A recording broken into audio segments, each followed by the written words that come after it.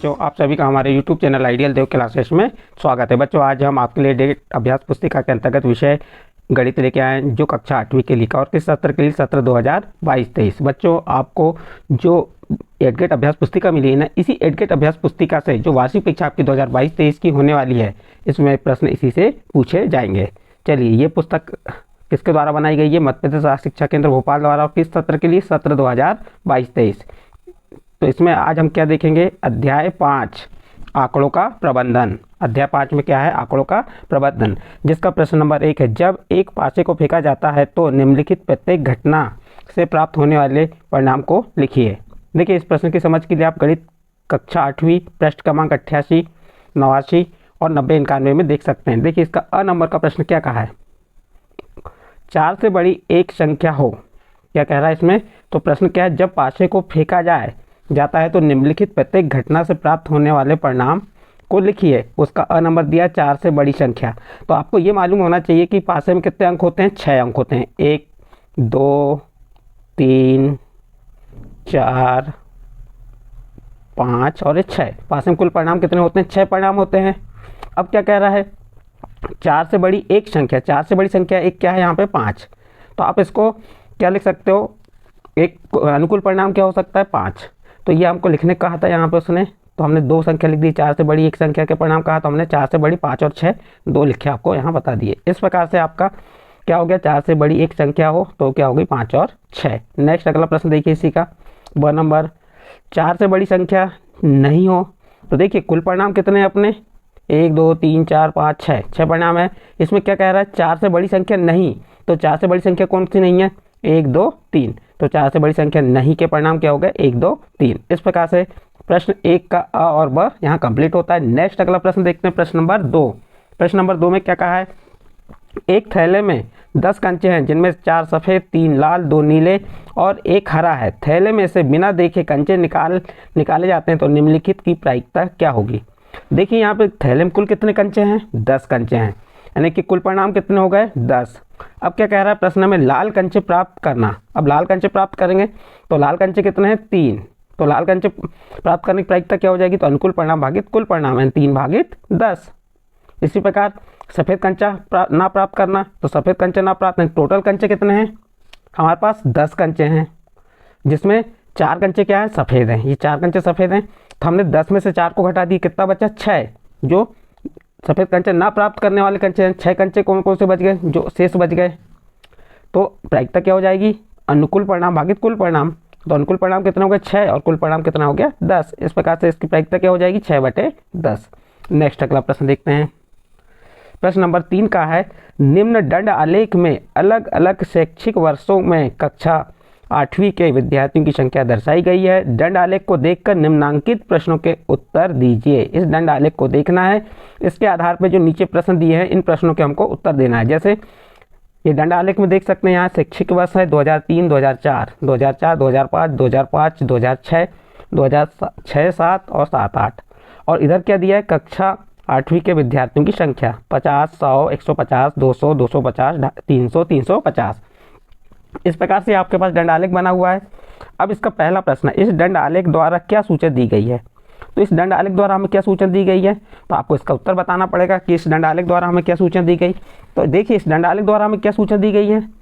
शैक्षिक वर्षों में कक्षा 8वीं के विद्यार्थियों की संख्या दर्शाई गई है। क्या करता है? शैक्षिक वर्ष में कक्षा 8वीं के विद्यार्थियों की संख्या को दर्शाता है। फिर दूसरा प्रश्न, किस वर्ष में विद्यार्थी की संख्या में अधिकतम वृद्धि हुई है? देखिए, किस वर्ष? तो ये 2004 और 5 में क्या हुआ है? जो विद्यार्थियों की संख्या में अधिकतम वृद्धि हुई है। फिर इसका नेक्स्ट प्रश्न क्या आ रहा है आपका? स नंबर, किस वर्ष में विद्यार्थी की संख्या अधिकतम है? तो वर्ष 2007 और 8 में विद्यार्थियों की संख्या अधिकतम है। फिर द नंबर क्या कह रहा है इसमें? बताइए कि सत्य है या असत्य। 2005-6 में विद्यार्थी की संख्या 2003 और 4 की संख्या से दुगनी है। अब यहाँ पे आपको ये बताना है कि ये 2005 और 6 में विद्यार्थी की संख्या 2003 और 4 की संख्या से दुगनी है। तो क्या है? यह असत्य है। क्यों असत्य है? क्योंकि 2005-6 देखिए कहाँ पे, ये 5-6 और 3-4। 2005-6 में कितनी विद्यार्थियों की संख्या? यहाँ पे आप देख सकते हैं 250 और ये कितनी है 200 है, तो दुगनी है क्या, नहीं है, तो इसलिए क्या हो जाएगा असत्य। इस प्रकार से हम इसके उत्तर नीचे लिख के बता दिए। देखिए अ का उत्तर क्या हो गया, यह दंडालेख विभिन्न शैक्षिक वर्षों में कक्षा 8वीं के विद्यार्थियों की संख्या दर्शाता है। ब नंबर में 2004 और 5 में क्या हुआ है, 2004 और 5 में विद्यार्थियों की संख्या में अधिकतम वृद्धि हुई, और वह 2007 और 8 में क्या हुआ, विद्यार्थियों की संख्या अधिकतम है। और फिर द नंबर का प्रश्न जो था उसका उत्तर हो जाएगा यह असत्य है। फिर नेक्स्ट प्रश्न नंबर 4 देखिए, निम्न द्विदंड आलेख में 2 शैक्षिक वर्षों में एक विद्यार्थी द्वारा अलग अलग विषयों में प्राप्त किए गए अंक दिए गए। द्विदंड आलेख को देखकर निम्नांकित प्रश्नों के उत्तर दीजिए। ये क्या दिया आपको, द्विदंड आलेख दिया है, 2 दंड है इसमें, और इसको देख के आपको जो नीचे प्रश्न दिए हैं उन प्रश्नों के उत्तर देना है। देखिए इसका प्रश्न, अब ये आपका द्विदंड आलेख समझ लीजिए, इस साइड विषय दिए हैं और इस साइड क्या दिया, एक विद्यार्थी द्वारा प्राप्त किए गए अंक, और यहाँ पे जो क्या दिया 2005 और 6 का है, और ये 6 और 7 का। तो जो खाली है वो 2005 और 6 का दंड है आलेख है, और जिसमें कलर है जिसे डार्क किया गया है वो 2006 और 7 का क्या है, द्विदंड आलेख है, दंड आलेख है। चलिए देखते हैं प्रश्न नंबर 1 क्या कह रहा है, इस द्विदंड आलेख द्वारा क्या सूचना दी गई है। अब देखिए ये जो द्विदंड आलेख था आपका ऊपर, इसमें क्या सूचना दी गई है ये बताना हमें। तो इसमें सूचना दी गई है, उत्तर में लिख देंगे 2005 और 6-7 में विभिन्न विषयों में प्राप्त अंकों की तुलना दर्शाता है। कौन, ये दंडालेख आपका, यानी कि 2005-6 और 2006-7 के जो विषयों के अंकों की तुलना को क्या करता है, दर्शाता है। फिर क्या कह रहा है, किस विषय में विद्यार्थी के प्रदर्शन में सबसे अधिक सुधार हुआ है। तो उत्तर में आ जाएगा गणित विषय में। देखते हैं यहाँ पे, देखिए ये दिया है आपका, देखिए गणित में 30 अंक थे, उसके बाद कितने हुए 60 अंक। 2005-6 में कितने थे, 30 अंक थे, और 2006-7 में कितने हो गए 60, यानी कि यहाँ पे दुगना हुआ कि नहीं। तो सबसे अधिक सुधार किस में हुआ, आपके गणित विषय में। फिर अगला प्रश्न क्या कह रहा है, स नंबर किस विषय में प्रदर्शन में गिरावट आई। तो इसका उत्तर हो जाएगा अंग्रेजी विषय में। अब अंग्रेजी विषय में कैसे, देखिए यहाँ पे, देखिए अंग्रेजी विषय में कितने थे यहाँ पे 50, और उसमें नीचे गिराव पाया, ये दंडालेख नीचे आया कि नहीं। तो अंग्रेजी विषय में क्या हुई, गिरावट हुई। इसके बाद किस विषय में प्रदर्शन समान रहा, यानी किस विषय में प्रदर्शन दोनों वर्ष का समान रहा। तो यहाँ पे आपका देखिए समान किस में है, ये वाला हिंदी में। तो हिंदी में देखिए यहाँ पे 60 है दोनों, यानी कि 2005 और 6 और 2006 और 7 में दोनों के अंकों का क्या है, समान है। तो किस विषय में आ जाएगा, हिंदी में। तो इस प्रकार से आपके जो प्रश्न अब द दिए थे उनके उत्तर हमने आपके नीचे लिख के बता दिए। नेक्स्ट अगला प्रश्न, प्रश्न नंबर 5 देखिए, 10 पृथक पर्चियों पर 1 से 10 तक संख्या लिखी हुई है, उन्हें एक बॉक्स में रखकर अच्छी प्रकार से मिला दिया गया। बॉक्स के अंदर से बिना देखे एक पर्ची निकाली जाती है, निम्नलिखित की प्रायिकता क्या है। प्रायिकता का सूत्र क्या होता है, अनुकूल परिणाम भागित कुल परिणाम। तो हमारे यहाँ पे कुल परिणाम कितने हैं, 10। कितने परिणाम है कुल, 10। अब संख्या 6 प्राप्त करना है, तो संख्या 6 यानी 1 अंक प्राप्त होगा, तो उसकी प्रायिकता क्या हो जाएगी, अ नंबर संख्या 6 प्राप्त करने के लिए संख्या 6 प्राप्त करने की प्रायिकता हो जाएगी 1/10। उसी प्रकार 6 से छोटी एक संख्या प्राप्त करने की प्रायिकता, अब 6 से छोटी संख्या क्या होंगी 5, 4, 3, 2, 1, ऐसी कितनी संख्या होंगी 5/10 हो जाएगी, यानी कि अनुकूल परिणाम 5 हो गए, कुल परिणाम कितने हो गए 10। तो इस प्रकार से इसका क्या आ जाएगा 1/2। 6 से बड़ी एक संख्या प्राप्त करने की प्रायिकता, 6 से बड़ी संख्या कौन सी हो गई 7, 8, 9, 10, कहाँ तक देखेंगे 10 तक। तो 6 से बड़ी संख्या क्या हो गई 10, तो कितने अंक हो गए 4 अंक होंगे, जैसे 6 1 हो 7 1, 8 2, 9 3 और 10 4 अंक। तो अनुकूल परिणाम कितने हो गए 4 और कुल परिणाम कितने हो गए 10। तो ये क्या हो जाएगा 2/5। एक अंक की संख्या प्राप्त करने की प्रायिकता, अब 1 से जो 10 तक की संख्या होती हैं 1 2 3 4 5 6 7 8 9 तक 1 अंक की होती है, और जैसे ही 10 आता है तो 2 अंकों की संख्या बन जाती है। तो प्रश्न में कहा है एक अंक की एक संख्या प्राप्त करने की प्रायिकता, कितने अंक हैं 9, तो 9/10। इस प्रकार से प्रश्न नंबर 5 यहाँ पे आपका कंप्लीट होता है। नेक्स्ट अगला प्रश्न देखते हैं, प्रश्न नंबर 6। एक पासे को फेंका जाता है तो नीचे दी गई घटनाओं की प्रायिकता ज्ञात कीजिए। एक पासे को, तो आपको ये मालूम होना चाहिए कि पासे में कुल कितने अंक होते हैं। पासे में कुल 6 अंक होते हैं। पासे में कितने अंक होते हैं 6 अंक होते हैं। कौन कौन से, 1 1 2 3 4 5 6, 1 2 3 4, ये 5 और ये 6, कुल अंक कितने होते हैं 6 अंक होते हैं। अब देखिए एक पासे को फेंका जाता है तो नीचे दी गई घटना की प्रायिकता, पहला अ नंबर, एक अभाज्य संख्या आभास संख्या कौन सी है, आभास संख्या की परिभाषा क्या होती है ये भी मालूम होनी चाहिए। आभास संख्या वह होती है जिसमें स्वयं का भाग जाए और एक का भाग जाए, यानी कि जिसके दो गुणनखंड हो, वह आभास संख्या है। अब देखिए यहाँ पे आभास संख्या कौन कौन सी हैं, किससे, 2, 3 और 5। 2 और 3 5 क्या है, आभास संख्या है, तो ये आभास संख्या हो गई। अब इनकी प्रायिकता क्या हो जाएगी, 3/6। इनकी प्रायिकता क्या हो जाएगी, 3/6, यानी 1/2। इसकी प्रायिकता क्या आ जाएगी, 1/2। फिर एक आभास संख्या नहीं है, एक आभास संख्या नहीं है, तो यहाँ पे कुल अंक कितने, 6, 1 2 3 4 5 6। यहाँ आभास संख्या नहीं है कह रहा है, तो कौन सी नहीं है आभास संख्या, 1 4 और 6। तो इसकी प्रायिकता भी क्या हो जाएगी, 3 अंक के अनुकूल परिणाम 3 हो गए और कुल परिणाम 6, 3/6 ने 1/2 आ जाएगा। 5 से बड़ी एक संख्या, 5 से बड़ी एक संख्या क्या है, 6। 5 से बड़ी संख्या नहीं है, तो 5 से बड़ी संख्या नहीं है, 1 2 3 4 5, यानी कि ये हो गई। आप इनकी प्रायिकता भी निकाल सकते हैं, इनके अनुकूल परिणाम आ गए। ये इसकी प्रायिकता क्या हो जाएगी, 5 से बड़ी एक संख्या की प्रायिकता 1/6 हो जाएगी। इसकी प्रायिकता क्या हो जाएगी, 5/6। तो इस प्रकार से इसकी प्रायिकता भी आप निकाल सकते हैं। अभी यहाँ जो पूछा था उसके आधार पर हमने आंसर दे दिए। नेक्स्ट अगला प्रश्न देखते हैं, प्रश्न नंबर 7। प्रश्न नंबर 7 में दिए गए पाई चार्ट में सिंचाई के विभिन्न तरीकों को दर्शाया गया है। पाई चार्ट पढ़े और निम्नलिखित प्रश्नों के उत्तर लिखिए। देखिए पाई चार्ट दिया हुआ है, ट्यूबवेल 25%, नहर 46% और टैंक 17%, अन्य तरीके 12%। अब इसके नीचे प्रश्न दिए, इन प्रश्नों के आधार पर हमको उत्तर देना है। कितने प्रतिशत भूमि नहरों द्वारा सींची जाती है, तो उत्तर हो जाएगा 46%। कितने प्रतिशत, 46%। दूसरा 17% भूमि किस माध्यम से सींची जाती है, तो ये देखो ये 17% भूमि किसके माध्यम से, टैंक के माध्यम से। तीसरा ट्यूबवेल से सींची जाने वाली भूमि का प्रतिशत कितना है, ट्यूबवेल से सींची जाने वाली भूमि का प्रतिशत कितना है, 25%। ये उत्तर बता दिए। अब लिखना कैसे है आपको, नीचे देखिए। देखिए पहला प्रश्न था कितने प्रतिशत भूमि नहरों द्वारा सींची जाती है, तो उत्तर हो जाएगा 46% भूमि नहरों द्वारा सींची जाती है। फिर दूसरा नंबर 17% भूमि किस माध्यम से सींची जाती है, तो उत्तर हो जाएगा 17% भूमि टैंक के माध्यम से सींची जाती हैं। तीसरा ट्यूबवेल से सींची जाने वाली भूमि का प्रतिशत कितना है, तो उत्तर हो जाएगा ट्यूबवेल से सींची जाने वाली भूमि का प्रतिशत 25% है।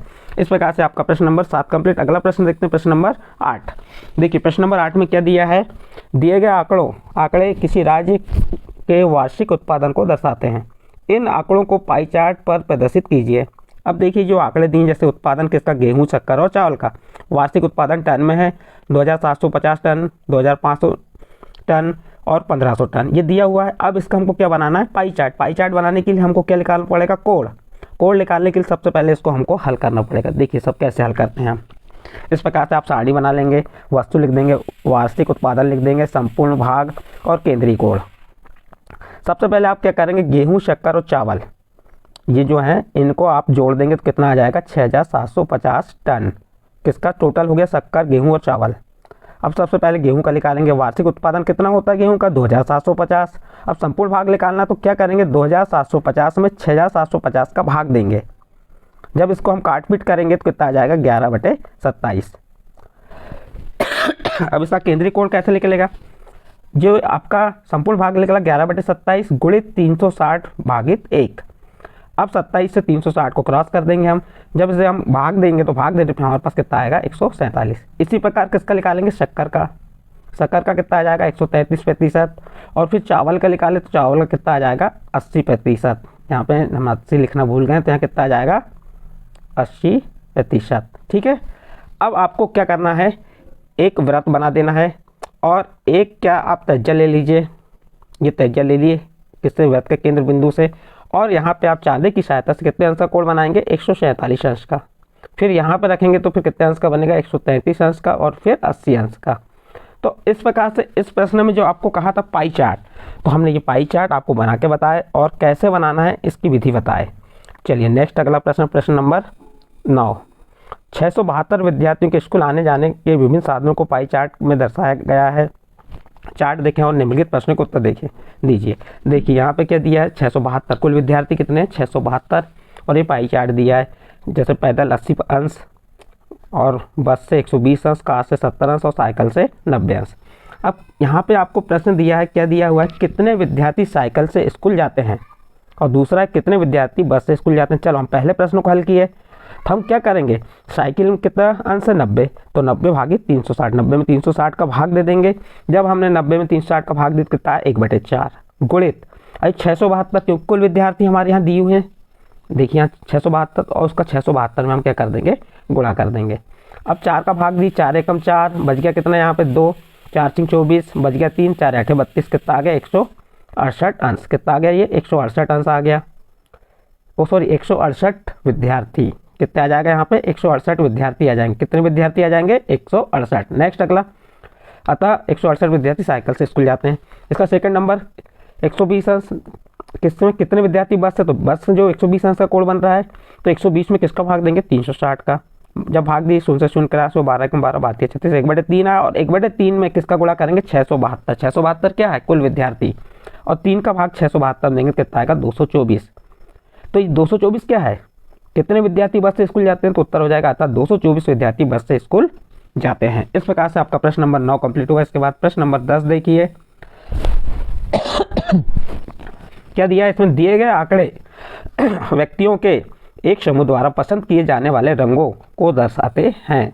इन आंकड़ों को पाई चार्ट से प्रदर्शित कीजिए। यहाँ व्यक्तियों का प्रतिशत दिया है 45%, 30%, 25%। रंग, लाल रंग 45%, हरा रंग 30% और पीला रंग 25%। इसमें भी हमको जो अब इसके एक पहले प्रश्न किए तो उस आधार पर इसको हल करेंगे। हम देखिए यहाँ पे हमारा क्या दिया, लाल रंग कितना 45%, हम 35 को बदल दिए तो 45 भागी 100, 100 किसका आया प्रतिशत का 100। और जब अब इसे क्रॉस करेंगे हम तो कितना आ जाएगा, देखो 5 × 45 और 5 से 100 को क्रॉस की तो 20, 9/20। और कितने अंश का कोड बन रहा है केंद्रीय कोड 360 का, तो 9/20 में 360 का गुणा करेंगे, 0 से 0 क्रॉस, और 2 का भाग 36 में दी, कितने बार गया 18, 18 का 9 में गुणा कर दीजिए, कितना आएगा 162 अंश। इसी प्रकार हरा 30% है तो 30/100 बराबर 3/10, 3/10 का 360 से गुणा किए 108। फिर पीला रंग जो है आपका 25% है, तो 35 को हटाए तो 25/100 बराबर 1/4 भाग। अब 1/4 भाग हो गया ये, तो अब 1/4 में 360 गुणा की तो कितने अंश का कोड बनेगा 90 अंश का। फिर एक आप प्रकार की सहायता से एक वृत्त बना देंगे इस प्रकार से, और फिर क्या ले लेंगे, एक त्रिज्या ले लेंगे। केंद्र बिंदु से क्या ले लिया हमने, एक त्रिज्या ले लिए, और इस पर कितने अंश का, पहले हम यदि 162 अंश का कोड बना देंगे चाँदी की सहायता से, तो इस प्रकार से 162 अंश का कोड बन जाएगा आपका। फिर यहीं पे आप चाँदी की सहायता से फिर कितने अंश का 168 अंश का कोड बनाएंगे। ये 168, तो आप जो शेष बचेगा वो 90 अंश का कोड हो जाएगा। और इन कोड़ों को आप जोड़ के भी देख लीजिए, कितना अंश 360, देखो 62 में 8 जोड़े तो कितना हो गया 70, 70 में 90 जोड़े तो कितना हुआ, इसको जोड़ दीजिए आप 200, 270 और 90, 360। इस प्रकार से चारों इसके जो कोण हैं उनकी माप कितनी होगी 360 अंश। इस प्रकार से आपका यहाँ पे प्रश्न नंबर जो 10 था कंप्लीट हुआ। और जो आपका अध्याय या पाठ था, कौन सा पाठ, आंकड़ों का प्रबंधन, अध्याय 5 यहाँ पे समाप्त होता है। बच्चों आपको ये भी ध्यान रखना है कि जो प्रश्न है वार्षिक परीक्षा में यही आपकी एडगेट अभ्यास पुस्तिका से पूछे जाएंगे। यदि ये प्रश्न आपके समझ आए तो आप हमारे चैनल आइडियल देव क्लासेस को सब्सक्राइब कीजिए, लाइक कीजिए एवं अन्य ग्रुप में शेयर जरूर कीजिए।